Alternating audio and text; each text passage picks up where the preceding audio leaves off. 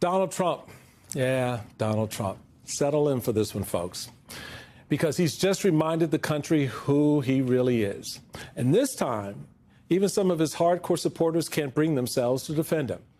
Because late last night, on Trump's social media account, he reposted a vile and racist video that depicted our nation's first black president and first lady as apes. It is an unambiguous play on one of the oldest country's oldest and most tired, let me tell you how tired it is, racist tropes. At first, the Trump administration did what they always do, defend the president and attack the press. White House Press Secretary Caroline Leavitt said in a statement to reporters, quote, "This is from an internet meme video depicting President Trump as the king of the jungle and Democrats as characters from The Lion King.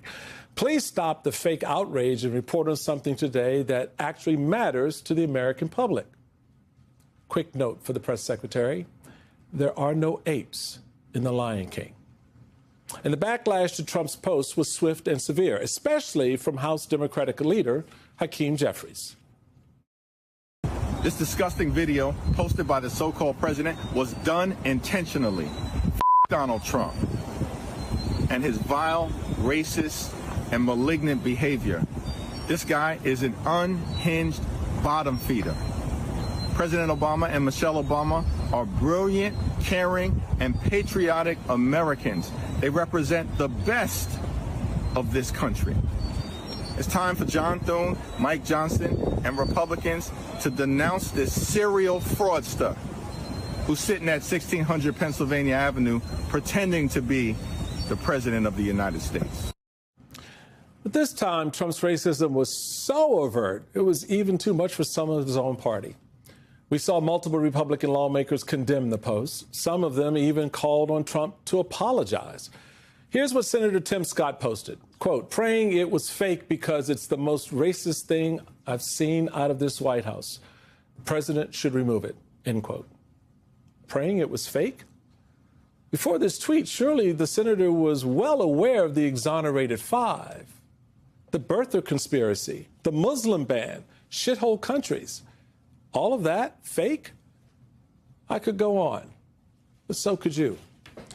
But none of those Republican members of Congress who sent out a tweet today had enough courage to say what this three-time Trump voter told C-SPAN. I am a registered Republican, voted for the president, supported him, but I really want to apologize. I mean, I'm looking at this awful picture of the Obamas. What an embarrassment to our country. All this man does is tell lies. He is not worthy of the presidency.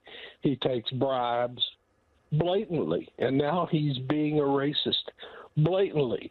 He's pathetic as a president, and I just want to apologize to everybody in the country for supporting this rotten man.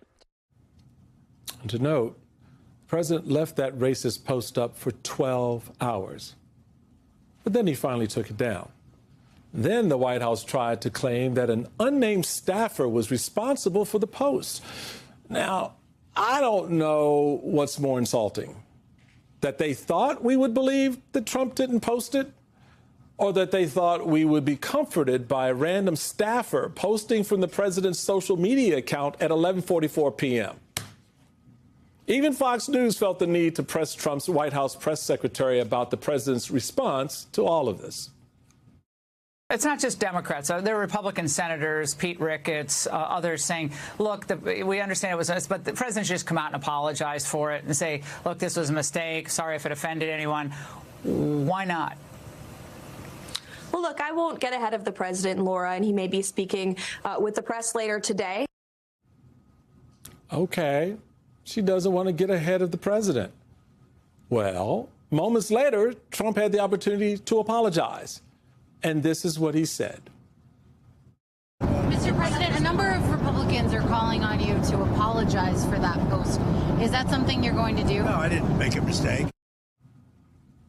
What mistake? You didn't make a mistake. The president also claimed he simply did not see the racist part of that video before it was posted in his name. Folks, I don't know about you. I don't believe him. Remember, Trump left that post up for 12 hours. The White House even defended it as a harmless parody of The Lion King. They knew, and so did he. And look, it's all profoundly disheartening. There's no doubt about that. Not that Trump posted it, but that he thought he could post it in an America that would accept it. Folks, that says everything about where this man thinks America is and what he thinks especially about black men and women. So yes, there is a lot I could say about Donald Trump. But this moment is so much deeper than him. And today I found myself thinking about my own childhood, growing up right here in Washington, D.C. I found myself thinking about the time when my mom and dad couldn't take me to certain parts of this city, certain parks in this city, or shop at certain stores in this city. And today, like so many Americans out there, Donald Trump brought that all back. We got to relive it. We got to relive that time. It feels so foreign, but it's really real. And so today, like many of the folks who grew up with me in this town and many folks around the country during that time, we're reliving it, my own childhood. And that's being projected on me and countless other Americans by the sitting president of the United States.